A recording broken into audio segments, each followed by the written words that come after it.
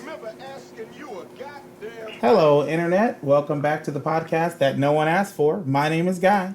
And for this special episode, I'm joined by cinemaphile Will Pasante and Nova's Most Wanted, Fraser Simmons. And we are reviewing Todd Phillips' film, Joker. The summary of this movie is it's basically an origin story for one of comics' most prolific and beloved villains. It's a story developed for the big screen and is not directly based on any specific comic arc. Arthur Fleck is a clown for hire and an aspiring stand up comedian. This movie follows the events that ultimately lead to him becoming a version of the Clown Prince of crime. Fraser, how are you today? I'm doing well. How are Will, you? welcome to the pod for the first time. Hey guys. Let's start with you guys' gut reaction to the film. Will, we'll start with you since you are the rookie podcaster. What was your gut reaction? You know, I left this movie a little fragile. I'm going to be real with you. And it took me by surprise, first of all, because I think most of us are in the mindset, and this is going to get a little bit out of Joker for a second. I think most of us are in the mindset for a minute now that DC is their pre-fall. And yeah, you can say, oh, what about Wonder Woman? What about Aquaman? Yeah, whatever. They made those movies. But with the exception of the commercial success of those movies, it seemingly didn't have there seemingly was no rudder, and it seemed like didn't kind of know what they were up to. This movie was refreshing, and this movie took me by surprise. You know, I walked out thinking that it was a well-done film, no question, but I was very mixed for the uncomfortable reasons, right? Like, the things that they left you with at the end, but from a storytelling standpoint, like from that perspective, it kind of doesn't stop you from wanting the next chapter because you can see the potential in the character development. Fraser, how about you? My initial reaction to the film was I was impressed. I didn't really have that much of expectations going into it other than, you know, knowing that it was going to be more cinematic than superhero movie typically is from a storytelling standpoint, etc. I enjoyed the performance of Phoenix, of course. It was an interesting take, the way that Phillips decided to portray the character or the origin story of the character. I thought the transition from Arthur to Joker, the way Phillips decided to do it, I thought was really well done. I thought, like I said, narratively, it leaves you wanting more. Walking into it, I was kind of like preparing my stomach like I'm going up a roller coaster about to go over the drop. Like, there's going to be a sinking feeling, and this is going to be disturbing, and I'm not going to enjoy this story, but I did enjoy the film, and I do want to see it again. Yeah, absolutely. You could, in some cases or in some circles, depending on how ignorant you want to be about it, could just dismiss it as though it's a crazy person that went crazy. Yeah, along the same lines, I had this similar feeling when I watched the first shot of the movie, like as it's pushing in on him with the makeup and the single tear. My instinct was, is this going to be a linear story, or is this halfway through the movie and then you're going to kind of flash back to what caused it? And then, nope, it just kept pushing forward, and you're like, oh, he has no chill already. So let's get into our categories. Fraser, what's your most memorable moment? My most memorable moment, not necessarily because of the grandness of the moment in the story, but just because of how it left me wondering and thinking about it, was when Arthur goes into Zazie Beetz' character's apartment, and you realize for the first time that all the stuff about them being boyfriend and girlfriend and her being in the hospital was a delusion of his. And he makes the gun gesture to his head that she made to him in the elevator, and then he just leaves. So you don't really know if he hurt them or if he just let them live. Todd Phillips just kind of left that up in the air. And so at the end of the movie, I was still asking, I wonder, I don't think he did anything to them, but you don't really know. And I think I'm leaning more towards he didn't do anything to them because it's a similar shot at the end when he's with the psychiatrist walking out of the room, and there's blood on his shoes, leaving footprints. So he definitely killed her. I completely agree with Fraser. Yeah, I think she was great. I think Zazie, I think for as small as her role was, when you really look at the movie, I thought it was great because I think, and it's funny because we learn obviously from the first instance when he's watching the Murray show that you really can't rely on his take of things. He's not very reliable as far as how he's telling the story because we don't know what's fantasy and what's real. So I think, and so the way I have to put it is, I guess Arthur Sophie, if that makes sense, because there's like Sophie, and then there's his version of her. Arthur Sophie was kind of what he needs and wants, and he puts that on her because she does the gun symbol in the elevator, which seems innocuous, but yeah, like by simply acknowledging it, she becomes this kind of pivotal part in his whole journey. And he queued it up because they did the Murray sequence first, where he kind of was on the talk show and we all knew he was daydreaming. So you see that. But the way that the film handled that sequence was no different. There was no lighting change. There was no haze. There was nothing visually to indicate that what was happening wasn't real, except that it wasn't a realistic sequence. And the last thing we saw was him sitting on the couch. And it was the same thing for Zazie Beetz' story. There was nothing visually to indicate she wasn't there. It's just it wasn't realistic for her to be there.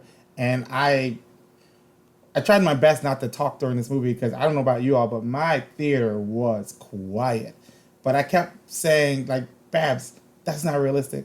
Like, she would never talk to him. And Yeah. I felt bad like, when it turned out she wasn't there because I'm like, oh, people definitely heard me whispering that. And now I feel like an asshole. Yeah, I definitely was watching the whole time thinking, this isn't realistic that they would be together, but because they really weren't having conversations about anything as well when they would be together. It's hard to make up those types of conversations when you're imagining things and you don't actually know the person. Getting back to the most memorable moment, Will, what do you have as your most memorable moment? For a minute, and as cliche as it sounds, I thought the scene after he does the triple murder. Well, the memorable moment to me is when he chases down the guy running off the train, right?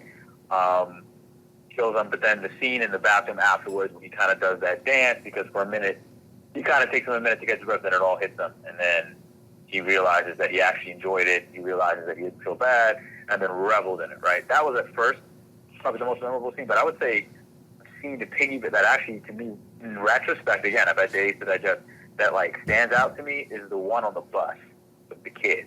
It's him doing the faces to the bus with the kid, and just, he's just doing his act, he's a clown. And then he hands her the card, the mother the card, saying, I'm sorry, I have this condition, I laugh, I don't think it's funny, it's just, my condition. Because then I look back at the end of the movie and I go, oh, is that condition like a symptom of the trauma he experienced as a kid? It's one of those scenes you look back on, you're like, oh, that was a pretty deep scene, because that gave us more like foreshadowing than we realized, and now that we realize it, that scene is more significant than me. Anyway. Yeah, and it's a chicken and the egg thing, because his mom says, I never heard him screaming or anything, and because that's just not his, like, physically, that's not his reaction to trauma.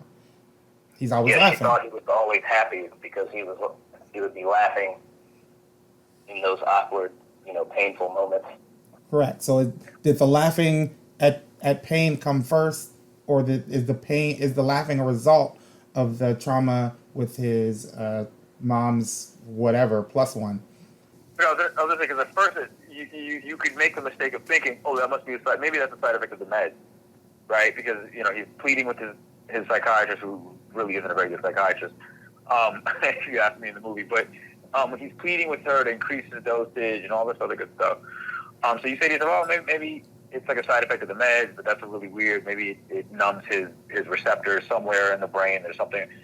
But then again, you have the trauma, and you're like, well, maybe this was a coping mechanism as a kid, that his brain, like an auto response, that his brain just handles these situations that way, and maybe that's part of his trauma. Again, you don't know that until you learn about the trauma. So that scene where he's crying / laughing, reading his mother's file, it kind of clicked. With you. So my most memorable moment is going to be after he murders the bigger guy, whoever that is, I forgot his name, and we don't do research, with the scissors in his apartment.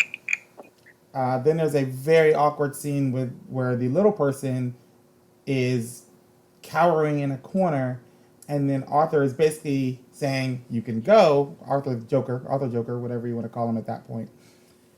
And the little person thinks about it for a second and is like, "Fuck it, I'm gonna take my chances of walking by him," because he physically has to walk by the Joker and the dead body to get to the front door. And when he gets there, it's latched. The chain is on, and he can't reach it because he's small. And there's this moment of levity, and we're all. It is a brilliant moment where the script and director is forcing us into nervous laughter because we still don't know if he's going to murder that guy. So we're laughing, but we're still nervous about the outcome of that sequence. And so we're all the Joker as the audience. The audience laughed. Correct. And then we're nervous at the same time. And it's a brilliant piece of filmmaking, and it's my most memorable moment.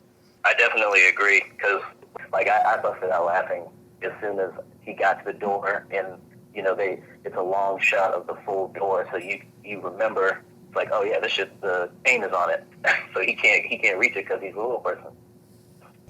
Let's give out our awards now for our background bum and or our background boss. Fraser, did you want to give out a boss or a bum?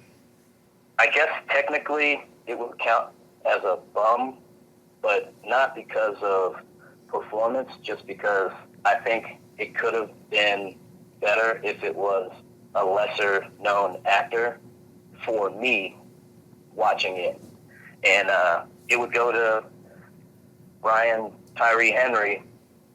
I just felt like he was too big of an actor for that little role, and I think it could have been, it was a possibility for it to be funnier if it had been like a lesser known guy.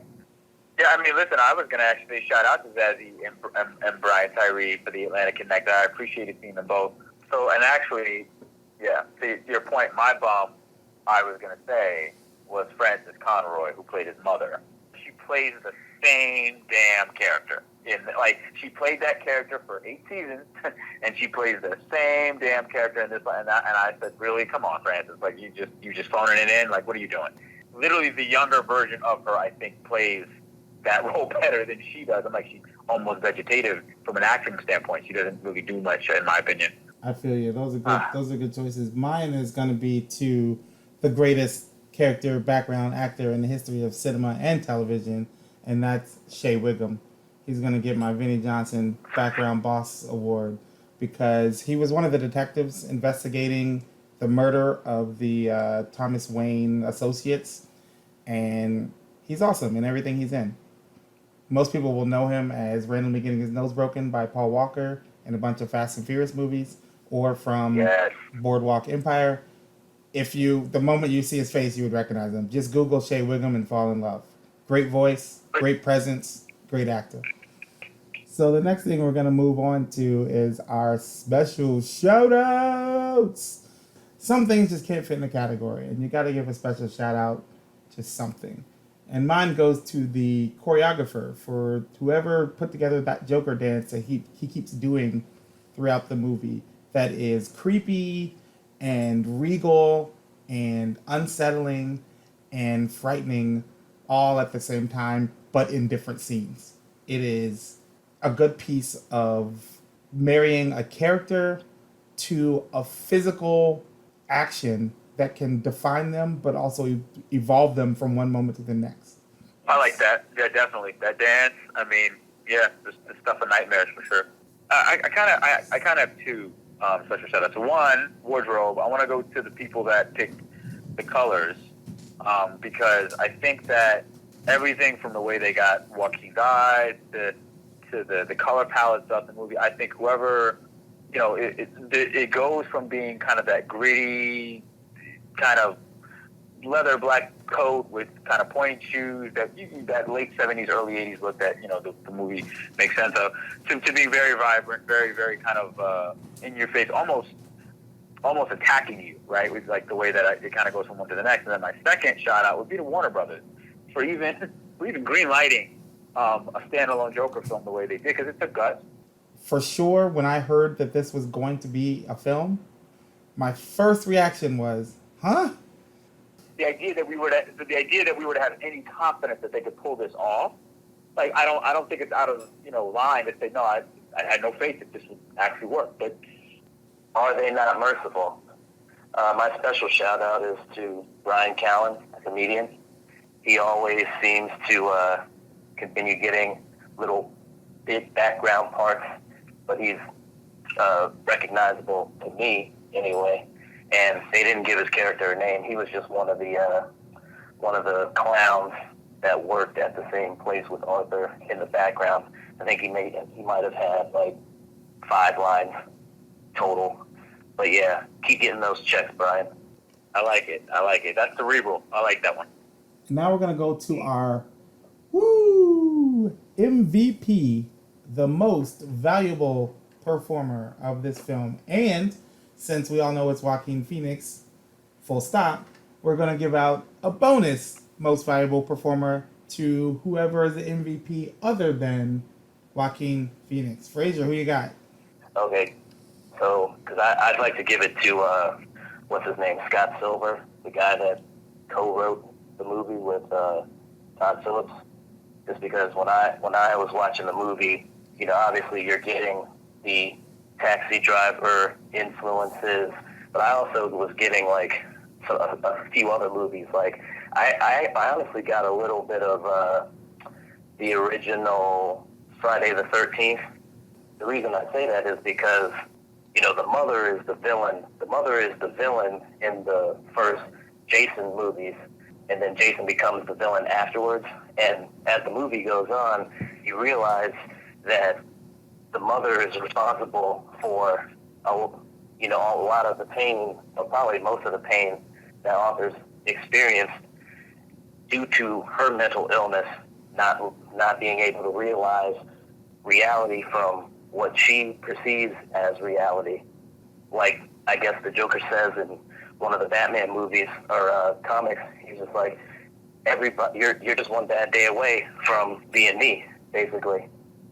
You sympathize with him because things are just piling on. This guy can't catch a break. And then he ends up killing 3 people. And you're like, man, this is kind of justified.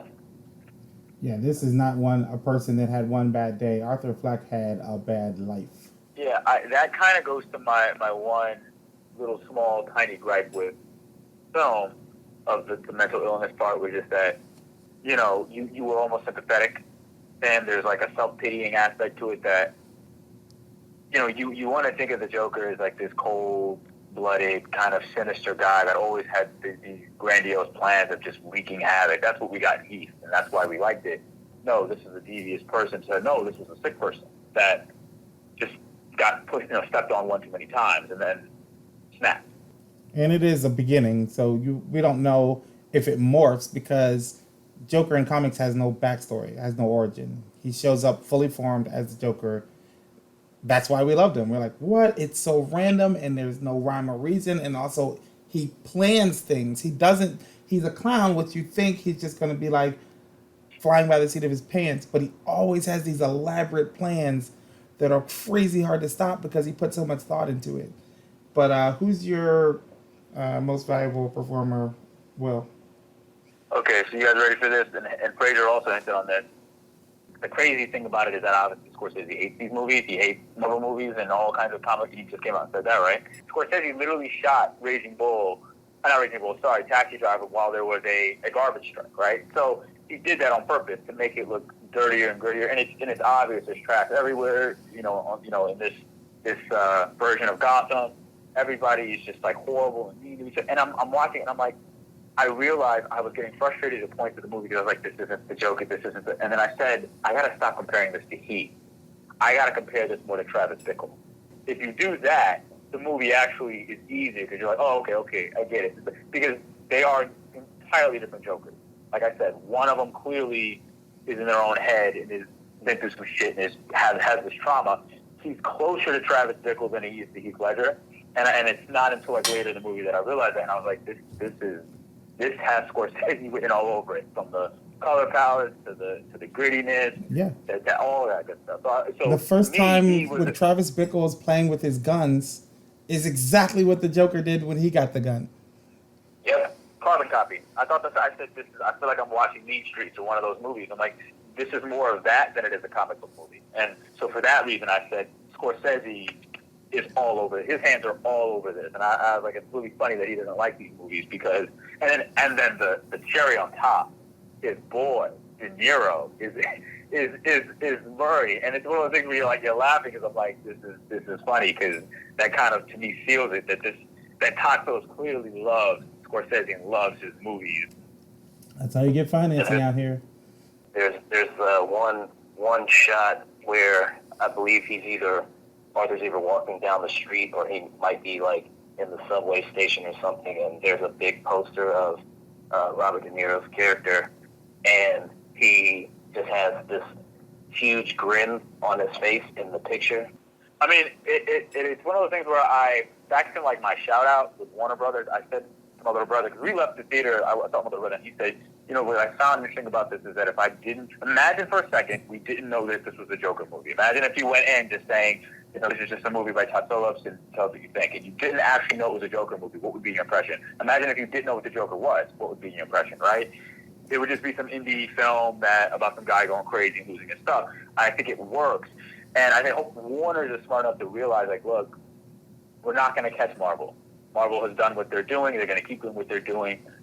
What we have, though, is the ability to be creatively much freer than they are. We can have more R-rated movies. You've got content that lends itself to that. Joker lends itself to that. I don't think that they're going to make an R-rated Green Lantern or any of that shit. But, I think that they'll realize, okay, we can be creative. I think they got something special here. So we'll see. Yeah, they can do a lot of different things. My most valuable performer is kind of tied into what you all were saying, which is it's the director and the cinematographer as a pair. They created a world, and that is an overused term, right? Everyone's saying world building all over the place on the internet now, but this was a world. From the moment he's spitting that sign on the street to when you see the douchebag Wall Street people that he murdered, to the talk shows were all the rage early 80s, to just the way the city felt, the police, everyone's kind of apathetic to life or frustrated with life because that's the reality. There's no one that's just like, yay, this is so awesome to live in Gotham City. Everyone's just like, fuck, and I just want to make it to my next meal or whatever. And no character stands out as being like unrealistic, including Arthur Joker himself. Everyone fits within the world they built and feels authentic. And that is not easy to do when you're labeling something Joker. If you're just looking at the shots of the street and whatever, you could have been watching Trading Places or Crocodile Dundee. You don't know. It just felt like the movies of those 80s times. We're going to move on to our ratings, and we usually rate things as rewatchable, watchable, forgettable, or waste of time. And I feel very comfortable saying that this is a rewatchable for me since I will be rewatching it in the theater. I agree. It's rewatchable for me. I plan on seeing it again. Yeah, I think rewatching it is a must. Because I think if you rewatch it, you'll be able to tell better what's fantasy, what's real. I think you'll get more of it. But yeah, I think it's a must, honestly. Yeah, I definitely think that I think the whole thing is very loose and fast, what's real and what's not at the end. And you do kind of have to disseminate just kind of with your own kind of critical thinking. Okay, what makes sense? What makes sense if that happened, if this happened? And then, so I think, again, Tappos does a really good job at that. Yeah, I can, one thing, I never looked at it as a superhero movie. Batman and the Joker don't have superpowers. I always went into it like, okay, this is based on a comic book character, but I think they did a good job of not trying to sell it as part of the DC universe. Obviously, people know the Joker is a character in the DC universe, but it was just like, hey, this guy is playing this character. It is going to inspire a lot of conversations, some productive, some destructive, but that is the idea. I mean, I think that's what Todd Phillips and the screenwriter wanted. Yeah, I agree. I mean, it's like I said, take the word Joker out and just have it called Arthur, right? What do you get? Like, it still works, but then it's just a movie about a guy that lost his mind. Take Captain America out and have Winter Soldier. You know, you're not fooling anybody. It's a Winter Soldier movie. I think it's unsettling because it's not a superhero movie, and I try to tell people don't think of it that way. Okay, gentlemen, I would like to say thank you again for joining me on the podcast. Will, it's his first time. It's kind of a trial by fire, but I think he did okay. I can't be the ultimate judge, though. Happy to be here, man. Thanks for having me. Thank you again to Frazier, a frequent guest on my podcast universe. No one asked for me, but it hasn't stopped me so far. And if you're thinking that this was a waste of your time, remember, no one asked for this.